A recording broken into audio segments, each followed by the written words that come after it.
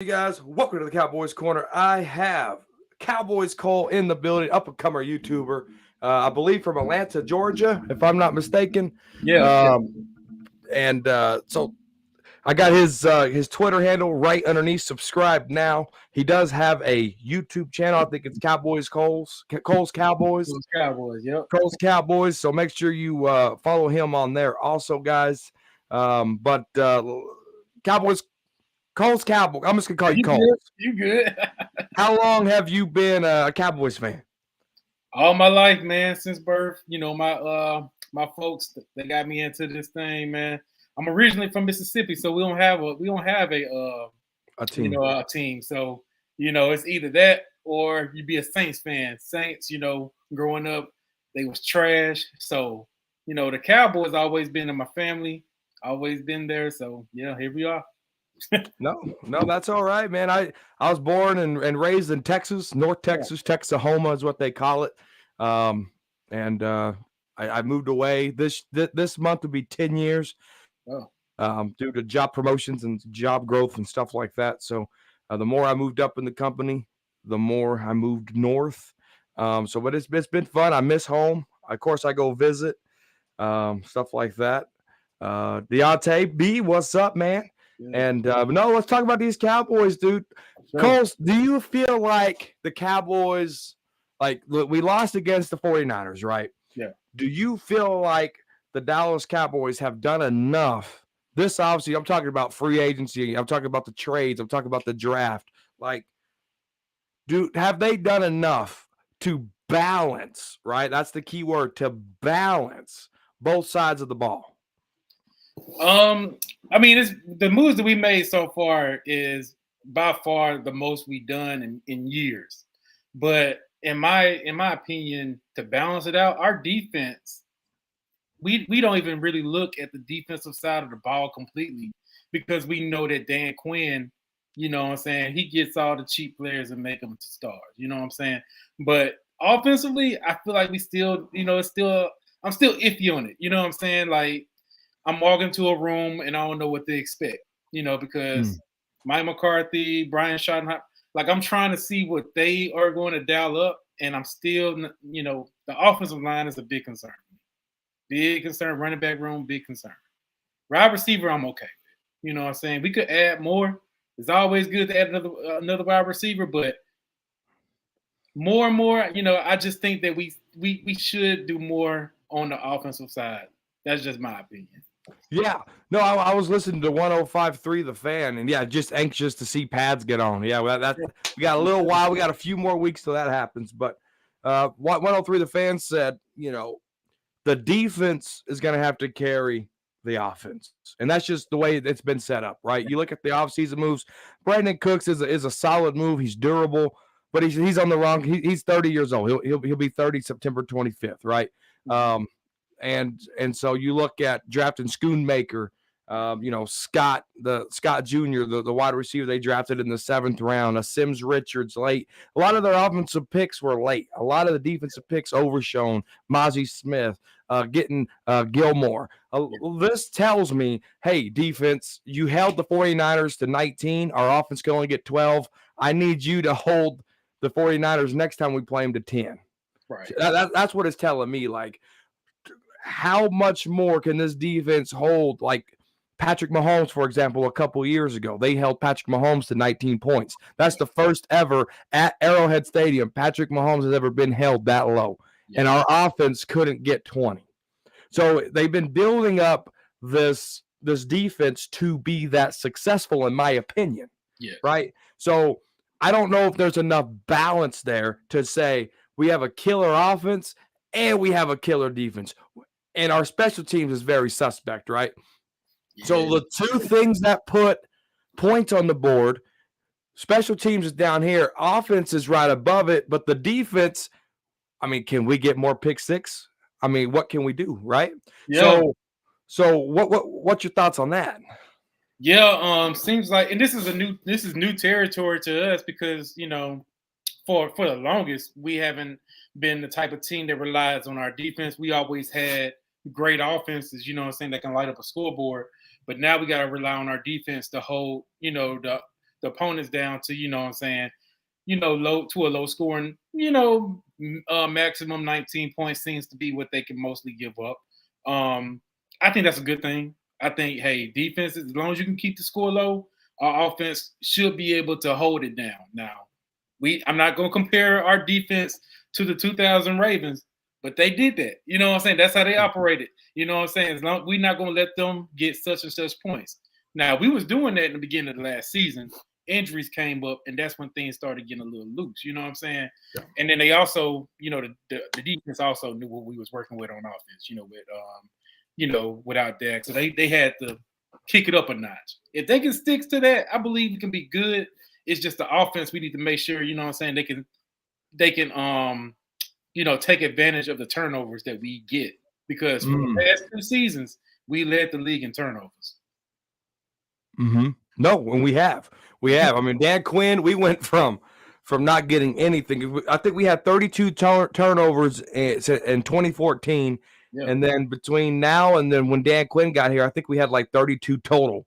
And then Dan Quinn comes in and just preaches it. He teaches it, and the players responded. They've been getting it. I want to touch base right here. We could ignore the quarterback question because we could talk about Dak Prescott forever. We have a lot to talk about. So we're going to save Dak Prescott to the end. So his biggest concern right now, leaving quarterback out, is O-line and running back on the offense side of the ball. Well, we know quarterback's there, but again, we'll talk about that later. So what do you think about, the O-line and the running backs positions here as a concern? As far as the running back, it's still a big, question mark. A lot of, the fan base is split up on Ronald Jones. We don't know if he could be the guy. A lot of people, we haven't seen enough of Malik Davis, and people are still skeptical on how Tony Pollard will bounce back after that injury. So it's a big question mark, and we're also used to being the type of team that has a bell cow. This type of team won't have a bell cow. I mean, they'll probably rely on Pollard a little bit more, but I believe Schottenheimer and McCarthy is going to work on running back by committee, which I'm 100% on. You know what I'm saying? Fresh legs, keeping the defense guessing. And I forgot, I left out Deuce Vaughn. I'm not the one that's really hyping Deuce Vaughn up, but I am interested in seeing what he can bring to the table. Absolutely. No, absolutely. Now, you talked about Ronald Jones here. I'm with you on Ronald Jones. So Brian Broaddus came out with with some facts and stats about the OTA's practice. Ronald Jones, so they got the field divided out. They got veterans on this side. They got rookies on the other side. Yeah. Ronald Jones is working with the rookie side. So do the Cowboys, this is a veteran. This is a Super Bowl winning champion 2-time. And he's working with the newbies of the teams, right? So how do the Cowboys view him, right? Because if he was this big-time veteran, he would already be with the ones, right? And work it in with them. So Ronald Jones, is he not picking up this offense as well as he should? Is he not putting in the film study? Because, he's already won 2 Super Bowls, to be determined. But Ronald Jones, to me, Coles, is more of a 3rd-and-1 running back. He's the Zeke thumper, right? And that's just what he is. So I like your points on Ronald Jones. Deuce Vaughn, a lot of people are hyping him up. I made a video about that, about talking about Darren Sproles in the comparisons there. Yeah. Darren Sproles was never RB1, right? Deuce Vaughn will never be a running back number 1. And that's just the nature of it, right? And then Tony Pollard's injury, yes. O-line, man. Now that is a concern. It's a real big concern, right? So, I mean, left guard. I mean, I like Matt Forniak there. I think they let McGovern go to the Bills because Matt Forniak stepped in and played well. But there's still question marks because we didn't see a lot of Matt Forniak at that left guard position, right? Terrence Steele working back from an ACL. Tyron Smith took a long time to get his feet underneath him at the right tackle spot. Right. And then Tyler Smith, keeping him at left tackle, that's what you have to do, Cowboys. This interchangeable crap, you can't do it. Tyler Biadasz has stepped up a lot. Cowboys do have a new offensive line coach. And so we got to see, and with this new scheme with Mike McCarthy. So how does this offensive line translate to this Mike McCarthy system? How does this offensive line translate to a new coach? Because we've seen what new coaches can do to an offensive line, right? We had many good coaches, and then Paul Alexander came in, and our offensive line went to crap, and they had to cut him in the mid-year, right? We seen Mike Nolan come in here, work with our defensive guys, and then we had to fire his ass at the end of the season because we were 32nd. So we know coaches play a big part in players' successes.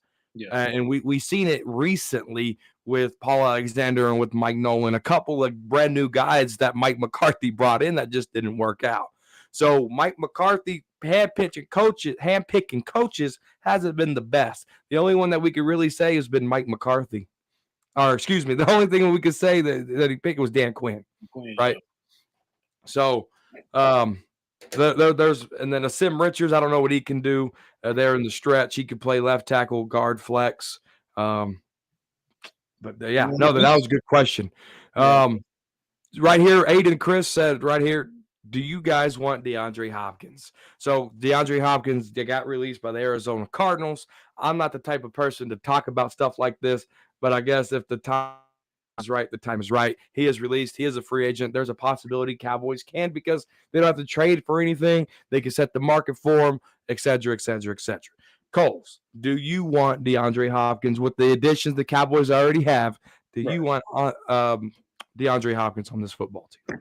I mean, yeah. I mean, you can't never have too many wide receivers. I learned that last season. You know what I'm saying? Because you never know what's going to happen. You never know who's going to get hurt. Just off of injury reasons, hope we don't have none in the wide receiver room, but it'll be nice to at least have them. But, especially since it's easy. I mean, all you got to do is sign them. So I'm not against it. So here's my thing. If you bring them in here, you're telling me you don't believe in Michael Gallup. Yeah. If you bring him in, you're telling me you don't believe in giving up a 5th-round pick for Brandon Cooks, right? It has nothing to do with CeeDee Lamb. CeeDee Lamb's going to do what CeeDee Lamb does. But that's what it tells me. You're not real serious on your number 2 and number 3 depth at wide receiver. Right. So the Cowboys, Jerry Jones, we all know his pride. We all know what he does, right? I don't think they're even going to touch the surface of a DeAndre Hopkins, just because I think they tried to, but the compensation that the Cardinals was asking for was too much, and I think Brandon Cooks was plan B. I can tell you this: I don't even think they looked into it. I don't think they. I was going back at Jane Slater and stuff, and she repeatedly said Cowboys have not reached out. And DeAndre Hopkins represents himself. So they had to call him. He's been trying to get on. Now, I'll say that. I see, these boys, he said that D-Hop already said he didn't want to play with Dak. I can see him saying that because, I mean, look what happened whenever we got, Brandon Cooks. He probably felt some type of way. You know what I'm saying?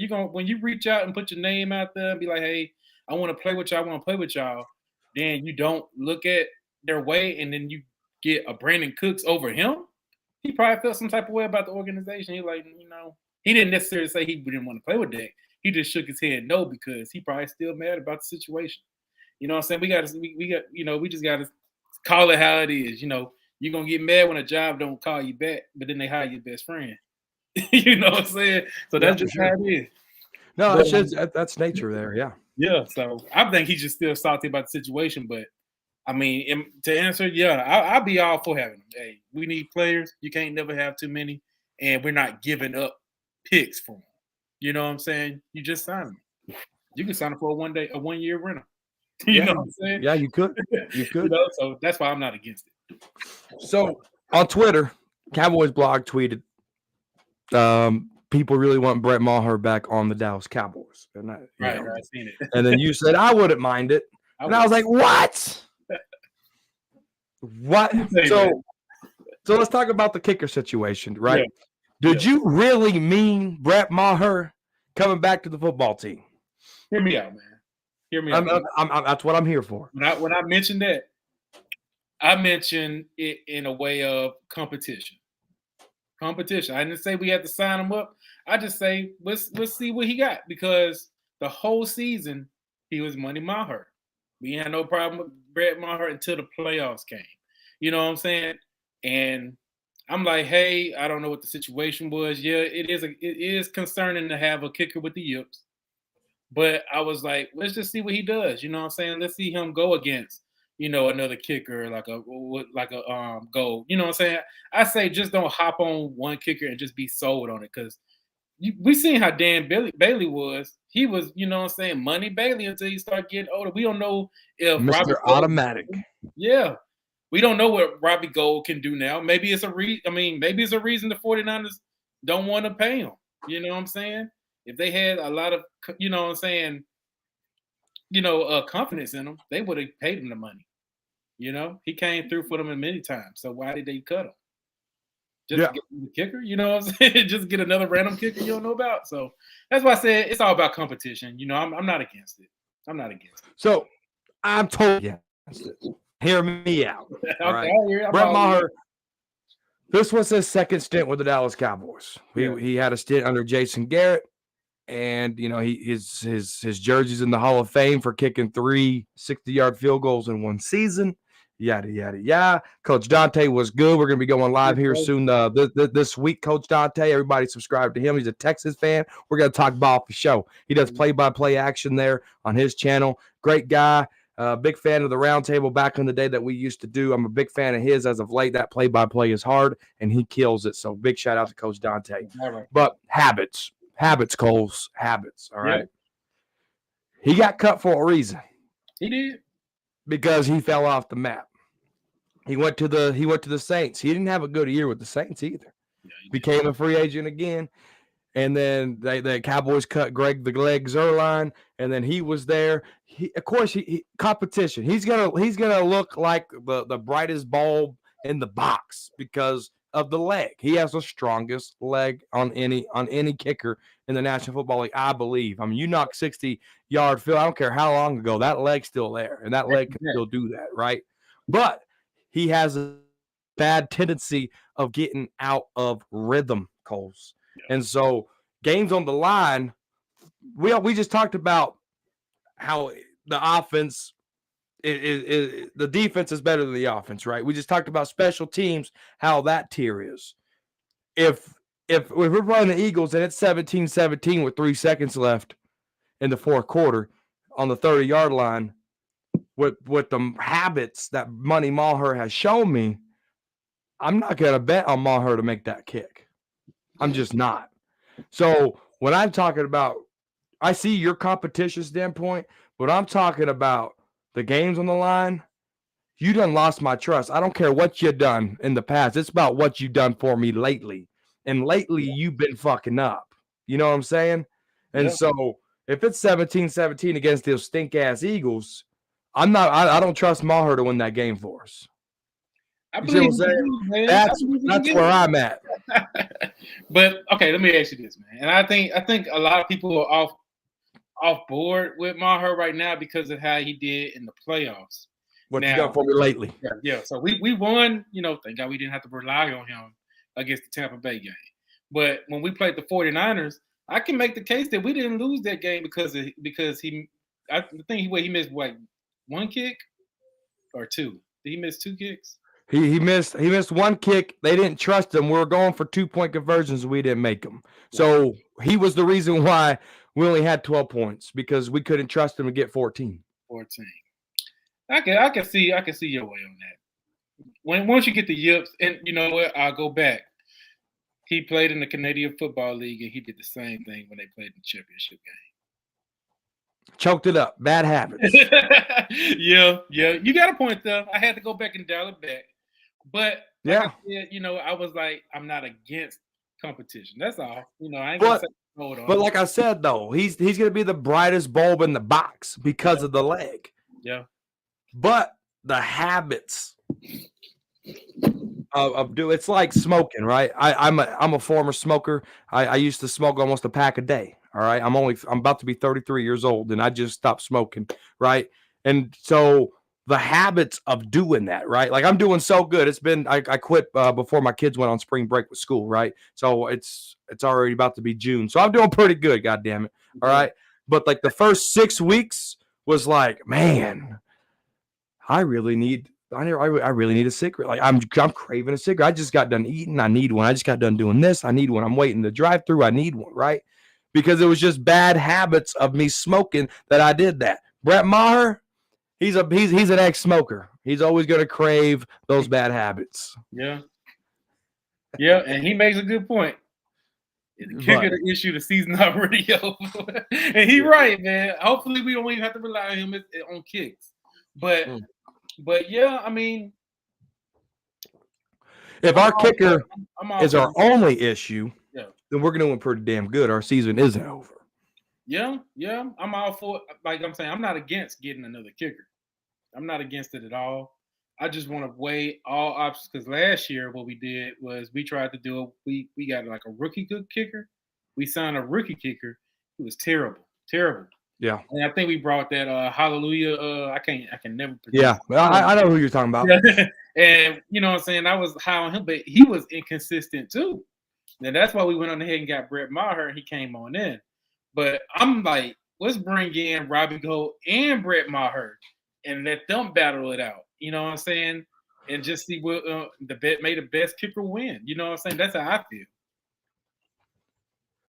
I think you take the kicker who you got now. He went 3 for 9 or 6 for 9. He went 6 for 9. He missed from the 32, 35, and 51 on the first day of OTAs. Right. All right. I think you let him and either Mason Crosby or Robbie Gold competition out. Because you don't want to clutter too much stuff up, right? Yeah. Because they kept this guy on here, and I don't think Board can't, but he's the only kicker on the team. And Bones Foster, he can't coach kickers. He's a special teams coach for designs. Yeah. He's not. I don't think he can coach kickers. All right. So I think you bring Robbie Gold in here, Mason Crosby, one of those guys versus this guy. May the best man win. See what you can do. I think that's how we got to get her done.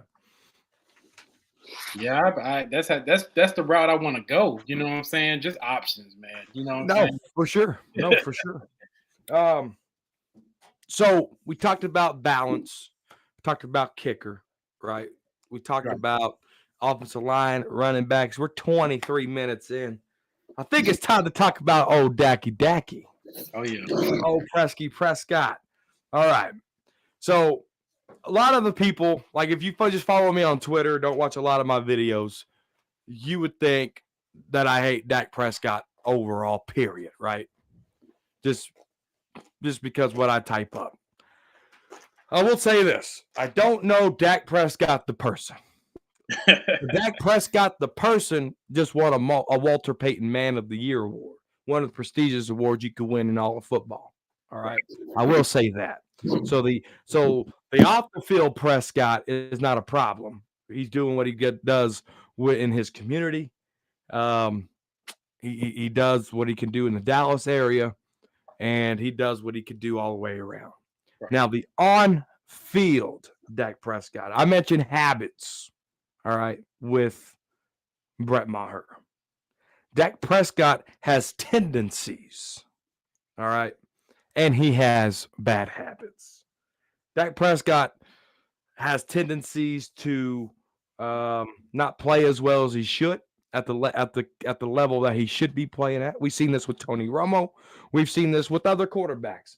But when I get into a conversation and people tell me, look at this player like Josh Allen, look at this player like Joe Burrow, I don't cheer for the Bills. I don't cheer for the Bengals. If those guys suck, more power to them. I cheer for the Dallas Cowboys, and I cheer for the star. And if a player doesn't live up to the expectation that he should be, whether it be pay, whether it be QB1, whether it be wide receiver 1, RB1, free safety 1, if he don't live up to the level of expectation, 9 times out of 10, we call for a replacement. We didn't like Jeff Heath because of his tendencies and his habits. We call for a replacement. We didn't like Sean Lee's health, so we called for a replacement. That's why we got Micah Parsons, right? LVE. We didn't like Felix Jones. we had to call for his replacement, right? There's so many things that we don't like as fans, and we call for replacements, all right? But for whatever reason, Dak Prescott gets free passes, and the fan base is split, all right? Mhm. The fan base is split 100%. I don't think I've seen it was split with Tony Romo, but I don't think it was split to this magnitude. I was not a big fan of Romo down the stretch of it because he was a choker. All right, I got Facebook memories is a thing, and every once in a while I'll get on the Facebooks and I'll see Facebook memories. I click on it and I'm cussing Tony Romo out from Me too. from day to dawn. Right, so it's one of those things. Dak Prescott to me, I think he means well, but his footwork has been trashed since he's got into the NFL.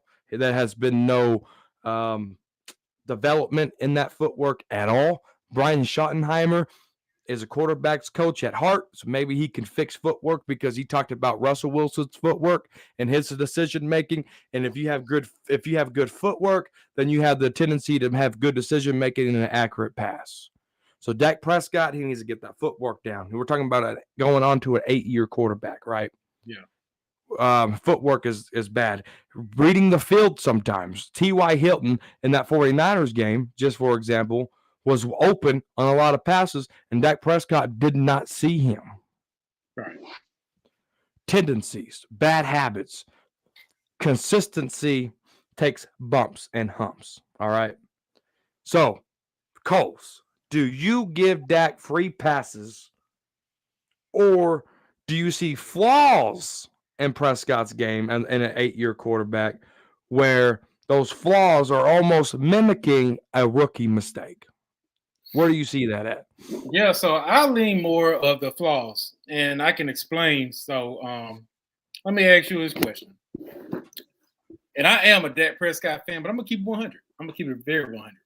So with Dak Prescott, who has been his offensive coordinator? Oh, we had Scott Linehan. We've had Kellen Moore. Now we got Mike McCarthy. Mm-hmm.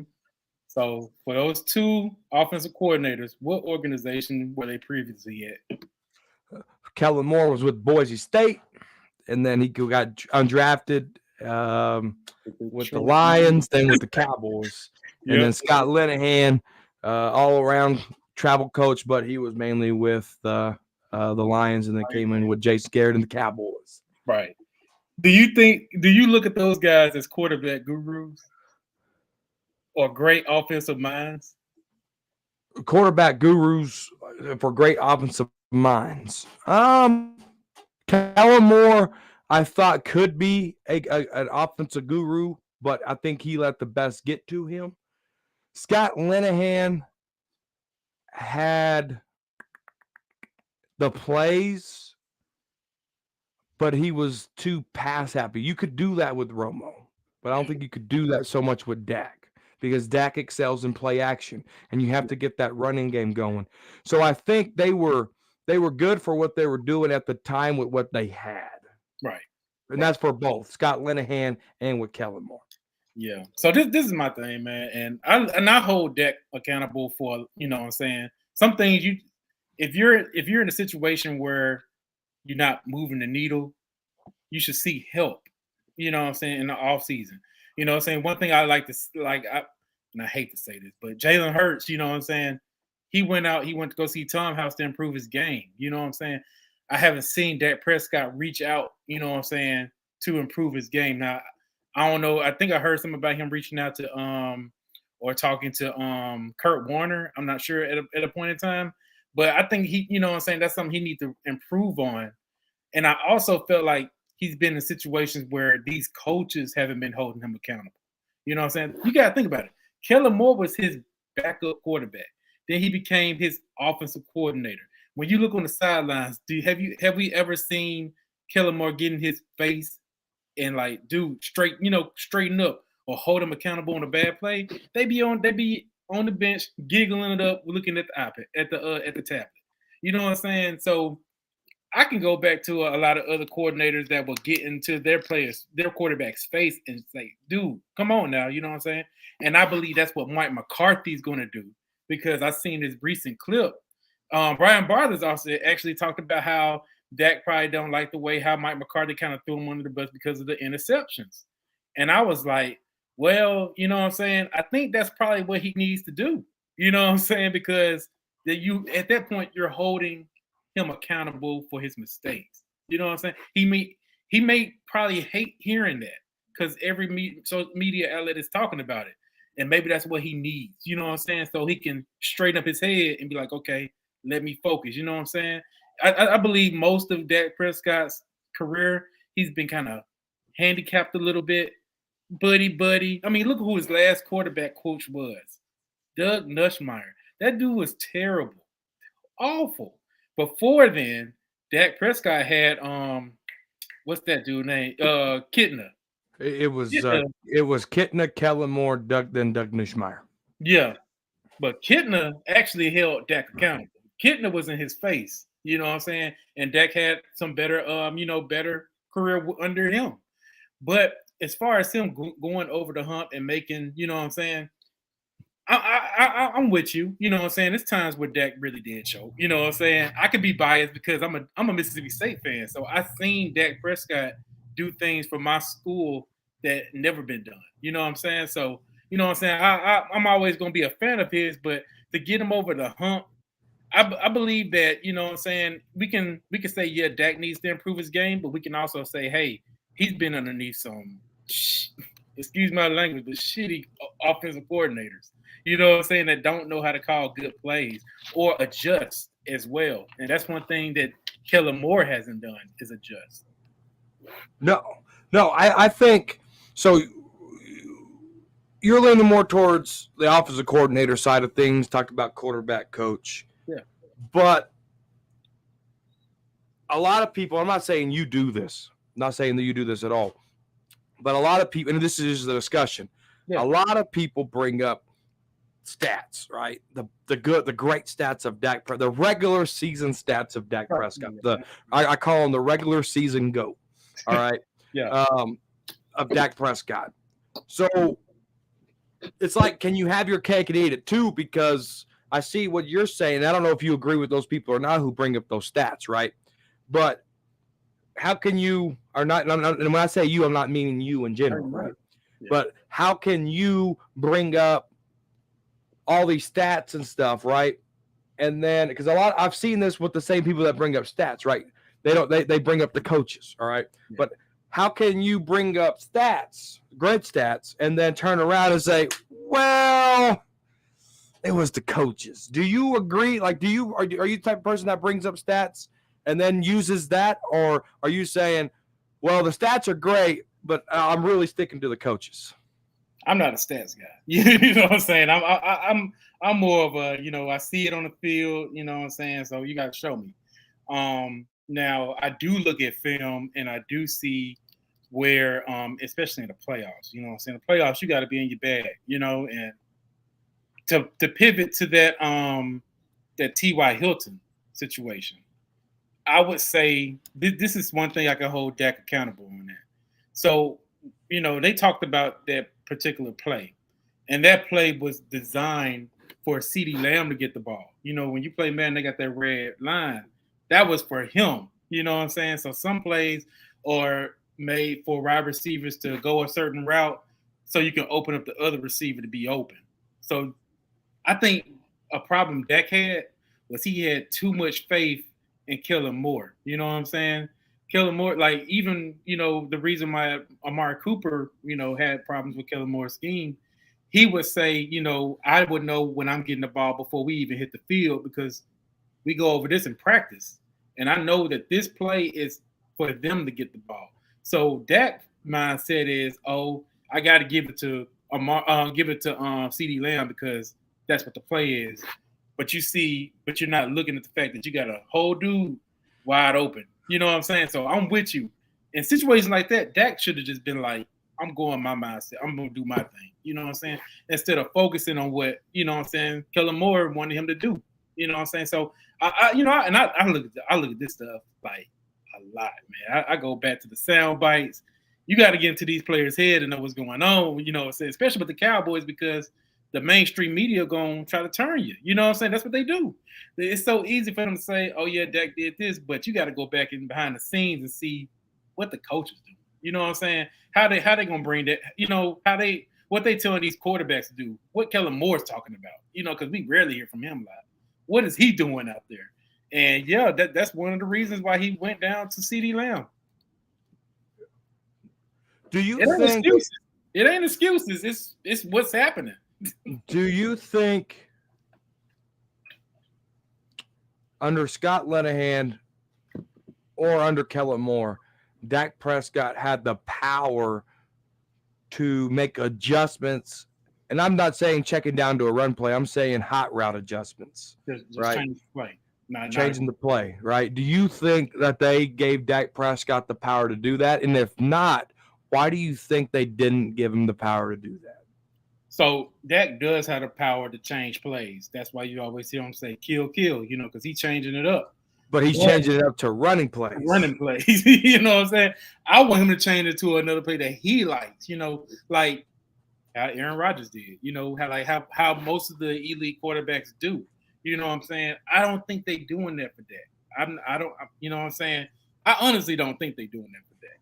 We will see what he do under Mike McCarthy, but another thing is, I think that Dak Prescott had too much faith in Kellen Moore. You know, they friends. You know what I'm saying? They buddies. So he probably like, yeah, I'm gonna go ahead and do what Kellen want to do. You know what I'm saying? If Kellen calls that, I got faith. He's too nice. You know what I'm saying? That's one of the but I need a competitor. Yeah. I need a dog. That's ready to go out there and win the game. You know, I can have faith. I can have faith. As a kid, I can have faith in my mom, right? Right. But if she's telling me to steal a piece of candy, I'm not going to listen to her and steal that piece of candy, right? So with Dak Prescott saying, hey, go take that piece of candy, Dak Prescott, he needs to make that audible and say, nah, I ain't going to do that. I'm going to do this, right? I'm going to do the right thing, right? Because I think because Dak Prescott having faith in Kellen Moore, I think that's why there's nonstop debates. Because you're watching film day in, day out. You put in the work day in, day out. This is for everybody on any given football team, right? And you go up to this line of to the line of scrimmage. You know that your passer rating is 115. You know that you got 300 yards and 3 touchdowns. You know that it's a tie ball game when you're on the 10-yard line, and you're going to let Kellen Moore run it 3 times. I'm talking about the Minnesota Vikings game, right? Yeah. So Dak Prescott, as a competitor, as a professional, should have changed out of those 3 running plays. You need to change 2 to passing plays because that was his bread and butter of that game, right? Like, we could talk about how XYZ failed Dak, but you think Tom Brady ain't changing plays? Peyton Manning was always changing plays. Aaron Rodgers is always changing plays. Ben's changing plays. Burrow's changing plays. Allen's changing plays. The greats change the plays. Yep. They don't just drink the Kool-Aid. And guess what, Dak? If you were man enough to change that play and it didn't work, I will give you a round of applause because you tried. And that's what was so frustrating with Amari Cooper. Was because Dak would never adjust out of it. Amari Cooper, Dak called a play, ready, break. Amari Cooper go out there and say, what the fuck are we doing? Let me tell you something while we're on that. So you remember that Eagles game when we played at home, we went to overtime? I think that's when we first got Amari. Yeah. And it was, I don't know if you saw this soundbite, but Amari Cooper was like, I think they was trying to do like some hitch routes or something. Yeah. And then Cooper was like, Dak, man, like, man, we can burn them out. I can do a simple go route, and you know what I'm saying? We got this. Dak was like, well, Kellen wanted to run this. He was like, man, do a go route. And that's what Dak did. He changed it up, you know what I'm saying, did a hot route to him, go route straight to the end zone. Bread and butter, you know what I'm saying? So imagine if Dak did that more often, or you know what I'm saying? I just think that, you know, they were so buddy to the point he didn't really challenge, you know what I'm saying, his play caller. And, you know, I had a problem with that. But, you know, to me, I believe that Prescott can really get the job done, man. The only reason I'm sticking with Dak is 2 reasons. One, because I'm a fan of his. But to be real, as a Cowboys fan, I believe leaning towards this new system that he will be better. You know what I'm saying? I believe we can finally go over that hump. 2016, and when we played in his first playoff game, did we lose that playoff game because of Dak Prescott? We lost because of that defense. They, you know what I'm saying? They let Jared Cook get loose. You know what I'm saying? What was the score? Hold on. What was the score at halftime in that game? I understand we failed. That they had a hot start on us, but they came back, and he was a rookie. Come on, he was a rookie coming back, but if you played consistently, but that was his first and gave your defense a rest, and we get it, he's a rookie, right? Our defense was not good then. You come on, but they were gassed. Tell me what defense can get on the field 40. What was the time of possession that game? Was it like 34, 35 minutes? Yeah. But hey, if this defense, if that type of possession was that, they're going to be gassed. Yeah. And that's a lot. You have to split. You have to win that time of possession. But would you put that on Dak? Because absolutely not. But I will say this: we would have had a better chance because their defense wasn't that good either. Yeah, they were. Their defense wasn't that good either. They were hurt. They were hurt too. So that Green Bay Packers, they was beat up. They were beat up. It's all. A lot of Cowboy fans say if Tony Romo was in there, we won that game. Maybe not. It doesn't matter. It's neither here or there. He would have threw an interception in the game. You know, the game, the last drive of the game. But we can make arguments as far as like the playoff games. Now, I would blame, like I had told you before, as far as the 49ers game, I would probably put more blame towards the defense in the first meetup because of 14 penalties. You know, defense and the offensive line, 14 penalties. Not even Patrick Mahomes can overcome 14 penalties. That messes up your head. You know what I'm saying? Because you got to constantly go back, and the offense is constantly going forward on you. You're trying to make a stop. You know what I'm saying? But last game, that was on that. You know what I'm saying? 2 interceptions like that. That, you know, you can't do that. You know what I'm saying? You can't turn the ball over. But, you know, his previous playoffs, you know, like with him and a rookie and in 2018 against the Rams, that was defense, man. We couldn't stop the run at all. Oh, yeah, we couldn't stop the run.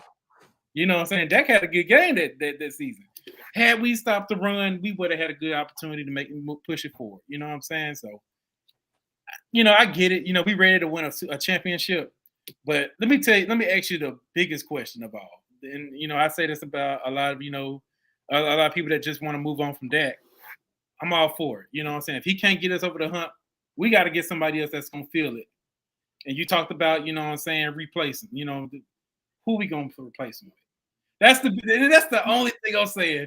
Who was out there? No, this is what. So I'm glad you brought that up. And people, I know, and you don't mean anything by this question at all. But a lot of people, who they're going to replace? So, Cowboys, they don't invest in the quarterback position. All right, they just don't. They haven't. Who's backing up Dak Prescott? Cooper Rush. Yeah. All right, Cooper Rush doesn't shine shoes. All right, he walks around with dirty shoes because that's just the type of player that he is. All right, Dak Prescott, he walks around with semi-shine shoes. All right, but Tony Romo, they didn't have anybody behind Tony Romo. Dak Prescott, they haven't had anybody behind Dak Prescott. They haven't drafted anybody. They haven't invested anybody. They haven't even tried to develop anybody. So until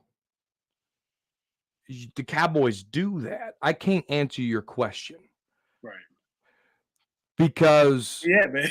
You have to invest in the position as a franchise. If you don't invest in that position, Dak Prescott can make those boneheaded mistakes and get no repercussions because there's nobody behind to replace him.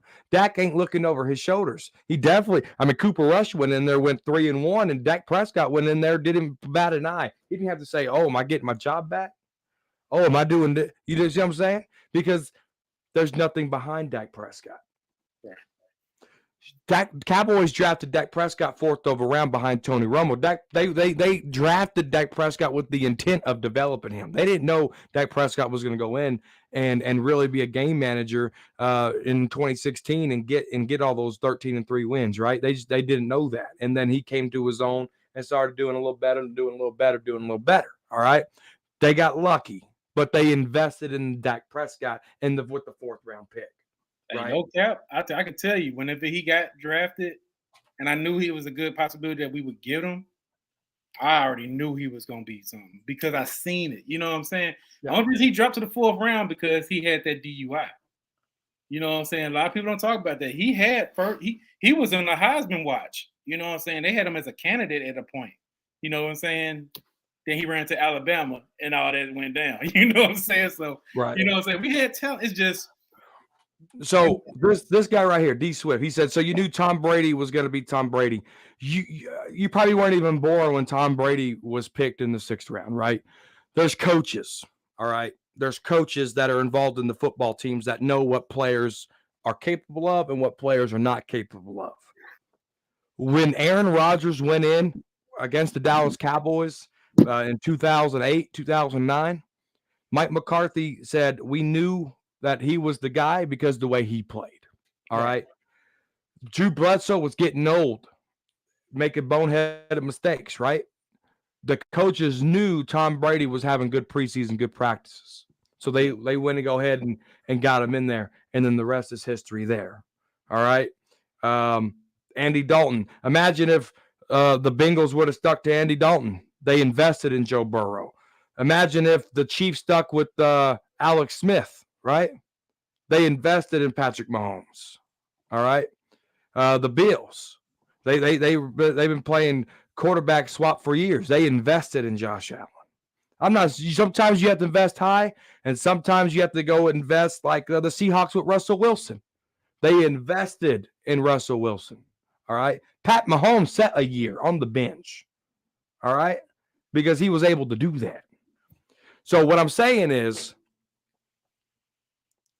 you have to invest. You don't know what you have until you invest in that position. Mike White, they brought Mike White in here. All right. They didn't feel like he was trending in the right direction. They released him. He went on and won a couple of games for the Jets. He's not a starter, but he's doing something, right? He has some potential there. You have to invest in that position. I'm not saying, or maybe I am saying, maybe I'm not saying, go draft you a 1st round quarterback. Go draft you a 2nd round quarterback. Jalen Hurts, Eagles invested in him, 2nd round pick, right? And now he just took him to the Super Bowl. He lost it, but they invested in that position, and he just got paid. You have to invest in the position. I can't answer your question, who's going to replace him. I couldn't answer. You're so funny.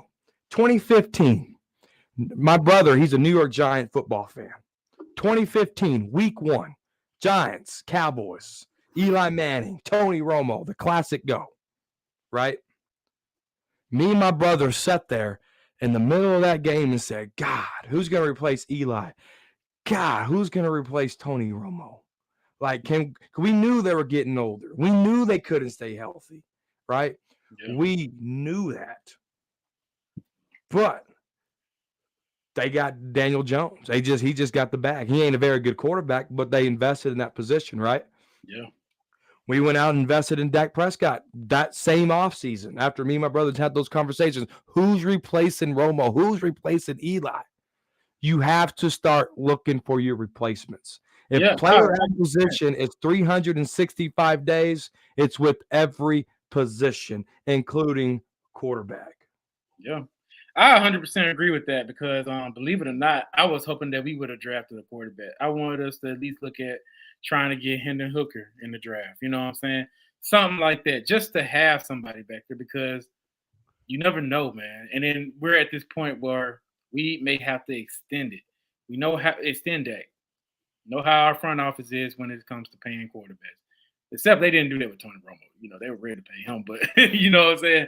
But as far as like, you know what I'm saying, Dak, you know, it's either you gotta pay him the bag, you know, but they still skeptical on seeing what he gonna do in the upcoming season. So why not, you know what I'm saying, up the ante?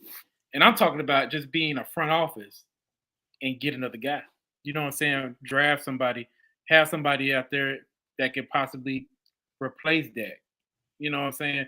If you feel like he's not the one, get somebody, get him real competition. You know what I'm saying? That's what I wanted. You know what I'm saying? And I'm a big Dak fan. I want him to have competition. Get somebody that ain't gonna be no, pushover that we know he ain't gonna get nothing. You know what I'm saying? Even if we win games with him, you know what I'm saying? Give somebody that's gonna put that heat on in the back of his neck. And I'm all for that. You know what I'm saying? Because that can make a player better too.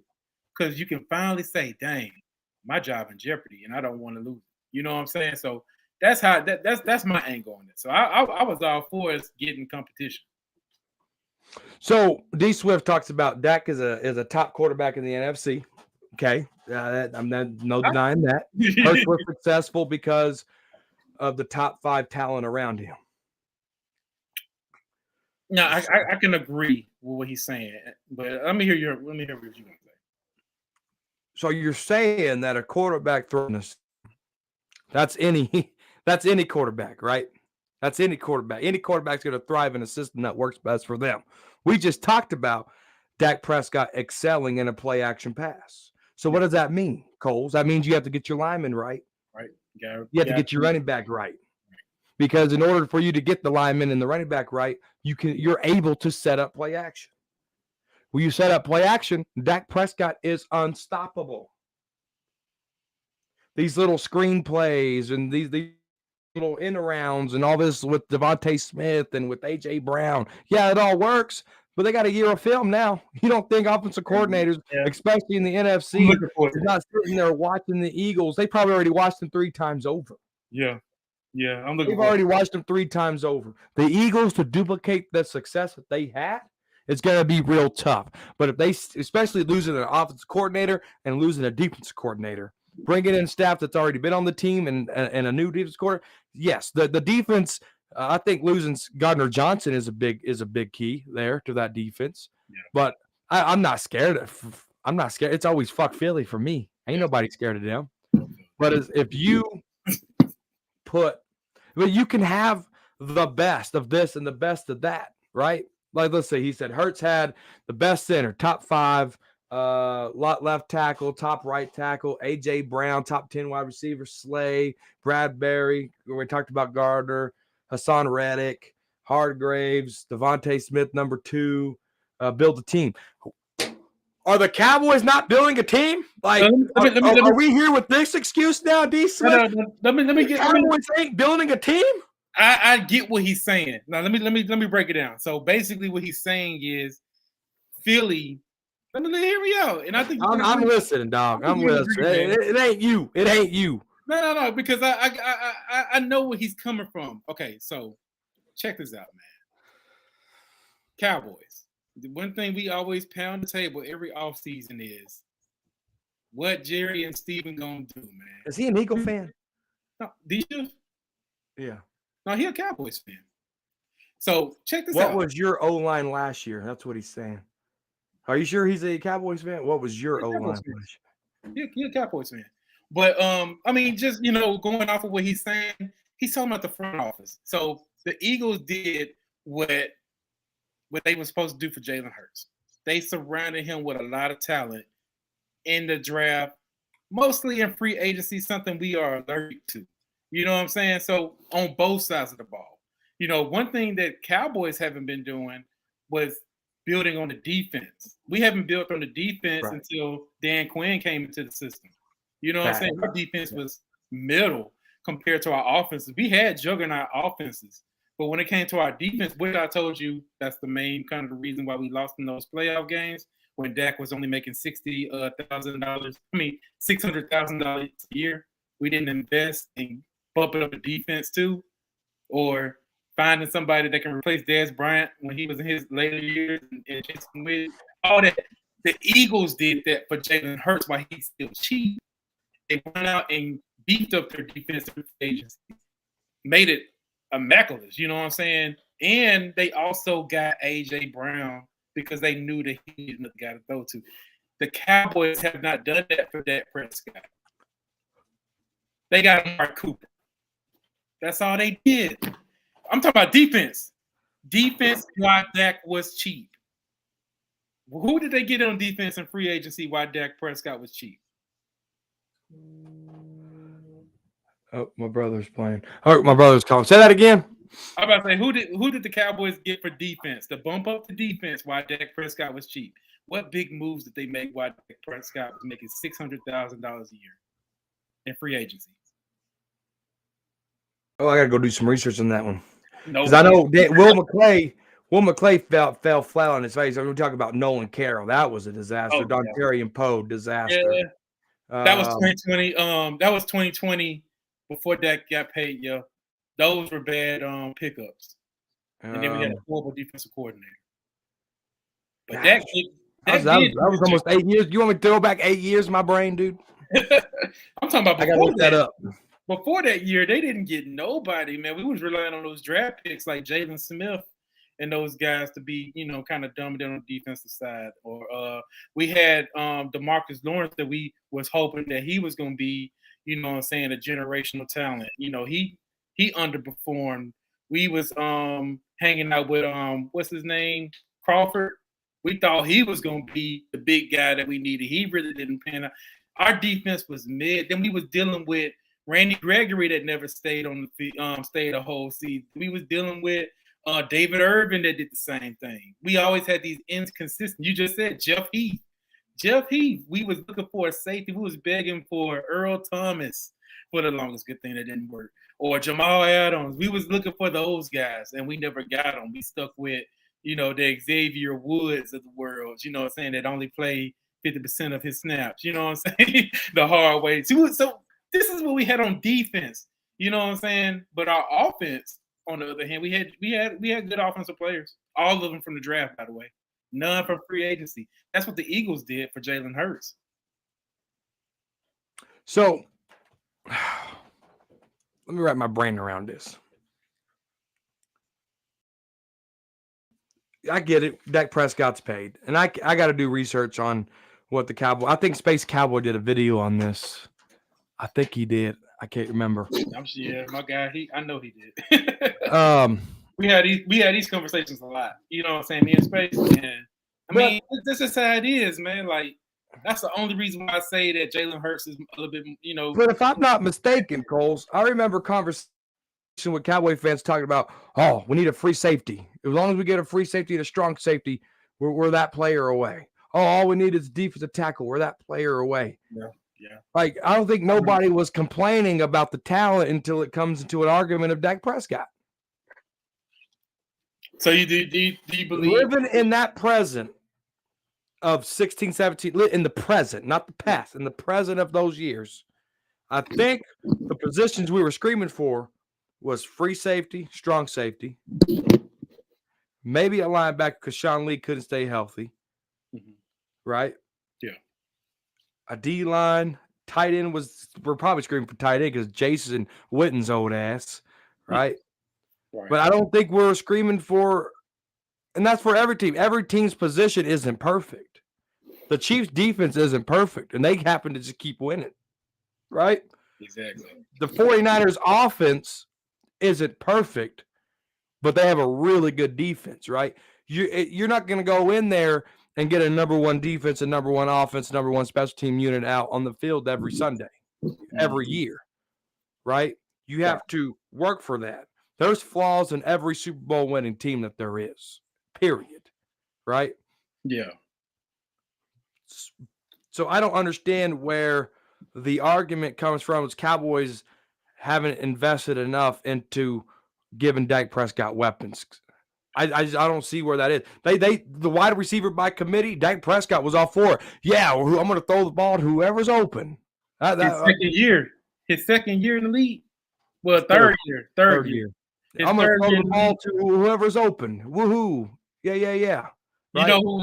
You know who was the coach? Like, you know what I'm saying? That was 2019. No, that was 2018. Let's see. Was that underneath Lenihan? Was he calling plays in 2018? Yes. He was. So he was all for the wide receiver by committee. Or was that something Stephen Jones wanted to imply? Because he was making that big case too. to be cheap. You name teams that have the best offensive coordinator in the league. Is it the best offensive coordinator lead, or is it a good quarterback and a good enough team to get him over the hump? Because Cowboys have good enough teams to get him over the hump. Just unfortunate circumstances stopped it. 24. I mean, you talk about Tony Romo botching the field goal in 2006. 2007, it was the Cabo game. 2009, we beat the Eagles 3 times in a row. All right. 3 times, including a playoff game. Screw you, Eagle nasty ass motherfuckers. All right. Beat the Eagles 3 times in a row, 2009, and they lost the next week, right? And then you fast forward 2014, we beat the Lions, and we go to Green Bay, and it's the catch no catch, right? Then you get Dak Prescott's rookie year, and then we get demolished by the Packers. Then you get 2018, we beat the Seahawks, play the Rams, right? And then the Rams, we just couldn't stop the run. Then you get into the last 2 49ers games. Like, Cowboys had self-inflicting wounds, man. Self-inflicting wounds. Yeah. Period. It ain't just on Dak. It ain't just on so-and-so. It ain't on the coordinator. It's self-infliction, discipline, peewee football, teachable stuff. Right. And that's all I'm trying to bring to light too, because a lot of Swift is like this big scab here. D Swift is just picking at the scab, and he got to look back and say, "Oh shit, there's 15 more scabs I need to pick at." He's focused on one scab. Come on now. Yeah. Come on, D Swift.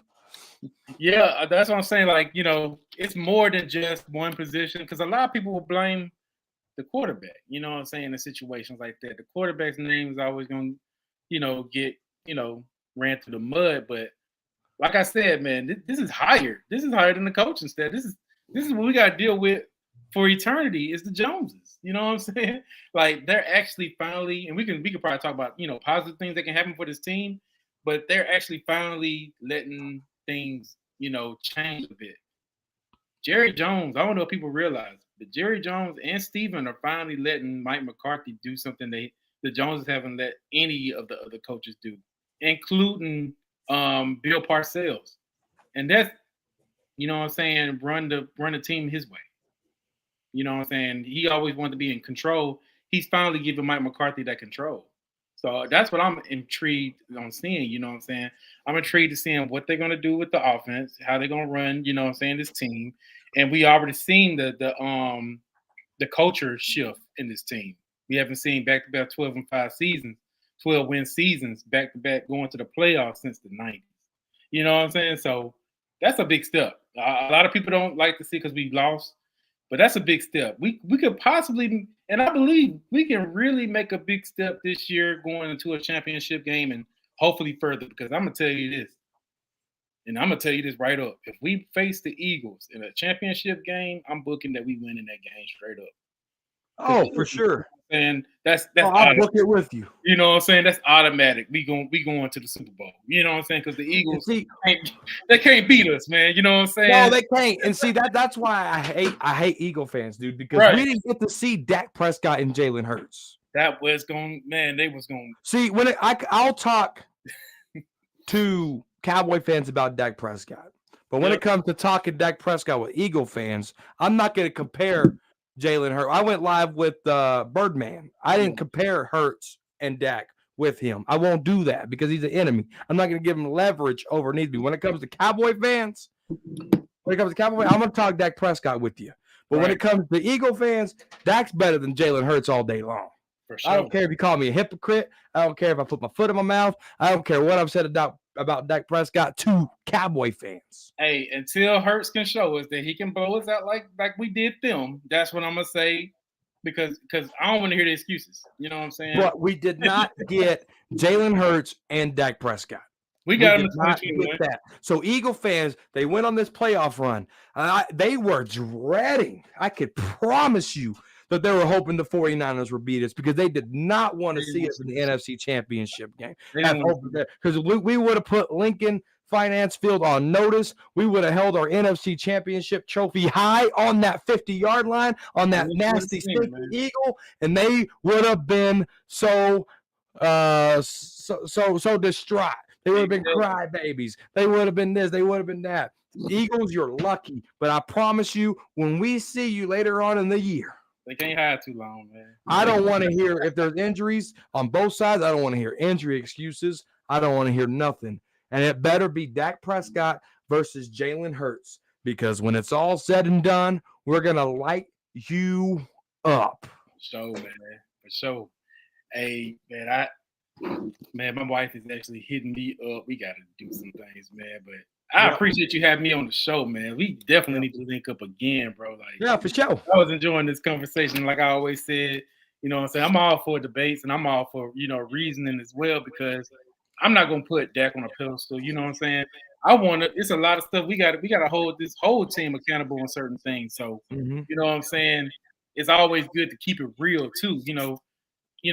That's all it is. Keeping it real. We all going through this. We all want the same results, and that's a Super Bowl. So you know what I'm saying? I appreciate all your all your opinions. You know what I'm saying? Everything's debatable in this world, man. Oh, for sure. For sure. Hey, you guys follow Coles Cowboy up. If you're watching this on the replay, give Coles Cowboys a follow. His Twitter is right there, Coles Cowboy, at Coles Cowboy on the Twitter space, and he's right here, Coles Cowboy on YouTube, guys. Give my guy a follow. Great talking, great topics, great debate. Oh, yeah. Great everything. We're going to do this again. Part 2 in the future, all right? Yeah. Cowboy Nation, are you in the Cowboys corner? Peace out.